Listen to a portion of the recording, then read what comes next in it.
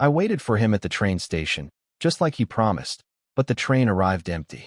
My hands shook as I dialed his number, only to hear a stranger's voice say, "I'm sorry, miss. There was an accident." My heart stopped as my knees buckled, and as the first snowflakes fell around me, I realized I was waiting for someone who would never come back. I met Alex at a conference in St. Louis. I was there representing my company from Chicago, and he was attending from a firm in Kansas City. We were both in our early 40s, navigating careers and life. We ended up seated next to each other during a seminar, and our conversation flowed effortlessly. After the conference, we exchanged numbers. At first, it was professional, discussing industry trends, sharing articles. But over time, our conversations became more personal. We talked about our families, our dreams, our regrets. One evening, after a particularly long phone call, he confessed he was married but unhappy. He said they had grown apart, that they were more like roommates than partners. I should have ended it there, but I didn't. I was drawn to him, to the connection we shared. Our relationship deepened. He started visiting Chicago under the guise of business trips. We'd spend weekends together, exploring the city, sharing meals, laughing. It felt real, like we were building something meaningful. He told me he was planning to leave his wife. He said he wanted a fresh start, with me. We discussed the logistics, where we'd live, how we'd merge our lives.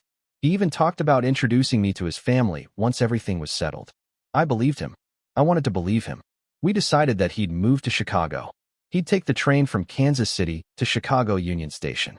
I offered to pick him up, but he insisted he'd take a cab to my apartment. He said he wanted our new beginning to be just the two of us, without the chaos of the station. I spent the day preparing, cleaning the apartment, cooking his favorite meal, setting the table.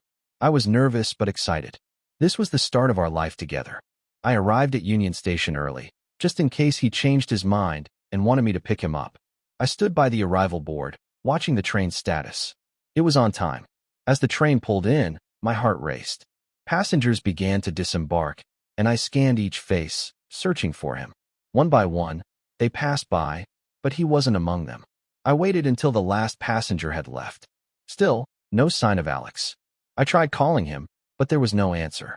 I tried again, and this time, someone picked up. "Hello," I said. Are you a friend of Alex?" A woman's voice responded. "Yes, who is this?" "I'm a nurse at St. Louis General Hospital. I'm sorry to inform you that Alex was in a car accident on his way to the train station. He's in critical condition."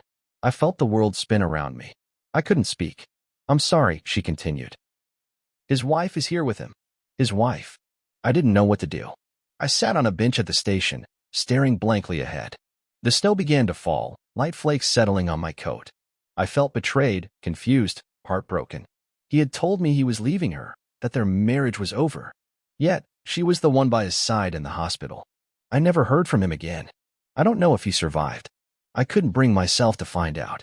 I've spent countless hours replaying everything, trying to understand. Was I just a distraction? Did he ever intend to leave her? I don't have answers.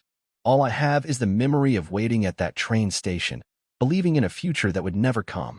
After that phone call from the nurse, I sat at the station for what felt like hours. I didn't even realize I was crying until someone offered me a tissue. My hands were frozen. My phone sat in my lap like it weighed 1,000 pounds. I didn't know what to do with it or myself. I didn't go home right away. I just walked. Through the falling snow, past people wrapped up in their own lives. I walked until my feet hurt and my body felt numb. Then, 3 days later, I got a message. Not from him, but from her. His wife. It came through Facebook. I didn't even realize we had mutual connections, but she'd found me. Her message was short, direct, and it made my stomach turn. "I know who you are. I know everything." That was it. No hello. No questions. No threats. Just a cold statement that shook me worse than the snowstorm outside. I stared at the screen for a long time. My chest was tight. My fingers hovered over the keyboard, but I didn't respond. I couldn't. I didn't sleep that night. The next morning, my phone rang. Private number. I ignored it at first. Then it rang again. I answered. "Is this Mia?" she asked. I knew that voice. It was her. I had only heard it once before in that hospital call. "Yes," I said, quiet. "This is Olivia, Alex's wife." Silence. "He's still in the ICU."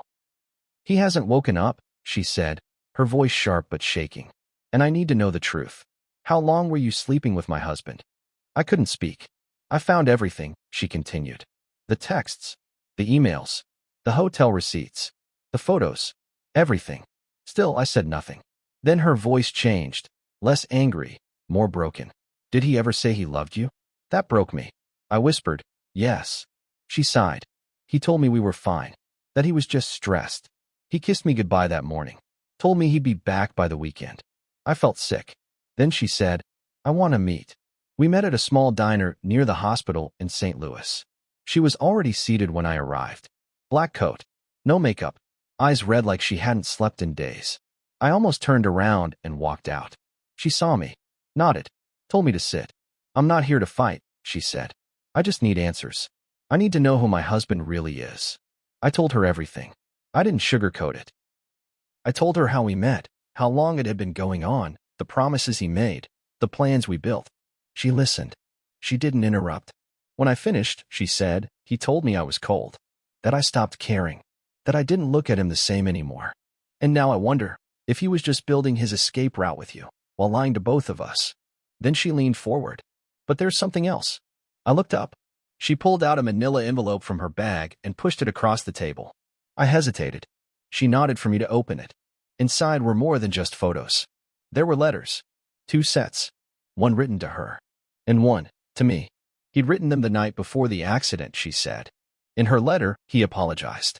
Said he had fallen out of love with her years ago but didn't have the courage to walk away. Said he was leaving not for someone else, but for himself. In mine, he wrote things I can barely remember now. But the last line is seared into my mind forever. I don't know if I deserve happiness, Mia. But if I do, it's with you. I read it over and over, trying to find the truth in the words. But all I could see was confusion, pain, fear. I looked up at Olivia.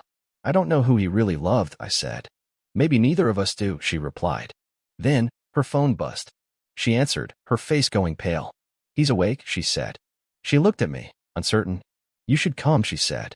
He might want to see you. I nodded, though every bone in my body told me not to. And now, we're both standing outside his hospital room. Both of us waiting. I don't know what's behind that door. I don't know if he'll ask for her, or for me, or if he'll remember what he promised either of us. All I know is, nothing will ever be the same again. We stood outside his room for what felt like forever. Olivia's hand was clenched tightly around the hospital pass. I didn't speak. I couldn't. Finally, she looked at me. You go in first, she said. What? I blinked. I need a second, she said, her eyes glassy. You've waited too. Go. My heart was pounding. I stepped in. The room was quiet. Machines beeped steadily. The curtains were half drawn, letting in a cold gray light from the window. Alex lay in the bed, looking smaller than I remembered. Pale. Worn out. There was a bandage across his forehead, a cast on his left arm, and bruises on his face. His eyes were half open. Mia, he whispered. I froze. I didn't think you'd come. My throat was dry. They said you might not make it. He gave a weak smile. Guess I still have things to answer for. I sat down beside the bed, carefully. Then he said, I didn't write those letters. My body went cold. What? He turned his head slightly. I don't know what was in them, but I never wrote letters. The ear shifted. I could hear my own heartbeat in my ears. I reached into my bag and pulled out the one Olivia gave me. His letter to me. You didn't write this? He shook his head. No. I meant to write something. I had started, but I never finished. Then I got in the car. That's all I remember. My fingers trembled. I stepped out of the room, walked straight back to the waiting area where Olivia was sitting, texting. You wrote the letters, I said. I didn't ask. She didn't even look surprised. Just slowly put her phone down. You weren't going to let him leave you, I said. Her voice was low, calm. You don't understand what it's like to give someone 20 years of your life, to raise his kids, to watch him slowly pull away. You just saw the shiny part of him, the part that takes you to hotels and tells you he'll run away. I felt sick. You lied to both of us. She leaned forward. I gave you what you needed to let go. You wanted closure? I gave it to you in writing. I stared at her. So you made up his feelings. She stared right back. No, I just wrote down what I think he would have said if he was honest. About you. About me. About all of it. I thought he was dead, Mia. I thought I had lost him. I panicked. and I wanted to control the story before it controlled me. My voice was shaking. You made me believe he chose me. And maybe he did, she said. But he still came home to me that morning. Kissed me goodbye. Took our car. You were never going to win. She stood up. I'm done playing the forgiving wife. I stayed long enough for the funeral that never came. She turned to leave, then paused. Oh, she added. And he's not your only secret. What? She smiled, cold, flat. He's been talking to someone else. A third woman. I sat back down, heart racing. Could it be true? Was he lying to both of us and someone else? Later that night, I checked his phone. He had left it on the nightstand. I shouldn't have. I know. But I did. And there it was. Another contact. Under work. Dozens of messages. Photos. Voice notes. Plans. Her name was Rachel. She was from Denver. They had met 6 months ago. He told her he was divorced. Told her he was looking to settle down again. With her. I felt hollow. I deleted nothing. I left everything open. And I walked out of the hospital room. The man I cried for at Union Station lied to all of us. I had been waiting for someone who didn't just break promises. He manufactured new versions of himself, depending on who he was with. Now he's lying in a hospital bed, the only place he can't escape from. Olivia thinks she's the wife who got betrayed. I thought I was the woman he wanted to start over with. Rachel probably thinks she's the only one who truly sees him. And he's still pretending to be asleep when the nurse walks in. I sat in my hotel room staring at the ceiling. Rachel was coming in on the 5:40 p.m. flight from Denver. I had texted her the moment I saw the messages, pretending to be Alex. Hey, we need to talk. Can you come out here? It's serious. She agreed, no questions asked. I told Olivia everything. At first, she thought I was lying. Then I showed her the messages. For once, she had nothing to say. We sat in silence. Not allies, not enemies, just two women sitting in the wreckage of someone else's choices. Rachel walked into the hospital the next afternoon. Long dark coat. Glossy hair. Young. Too young for him. A tote bag slung over her shoulder. She walked straight to the nurse's station asking for Alex Carter. She looked worried. Hopeful. I stood behind her.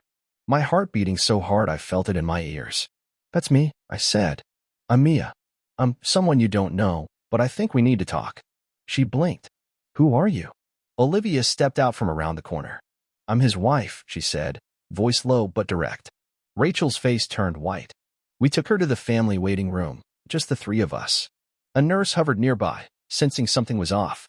She didn't step in. Not yet. Rachel sat down slowly, setting her tote bag in her lap. I don't understand, she said. He said he was divorced. I handed her the phone.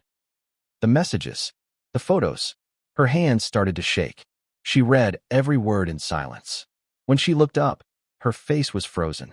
He told me I was different, she whispered. Olivia gave a humorless laugh.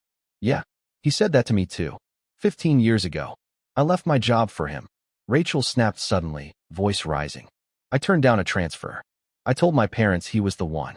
And I waited for him at a train station. I said, I thought he died. I grieved like a widow. Olivia's voice cracked.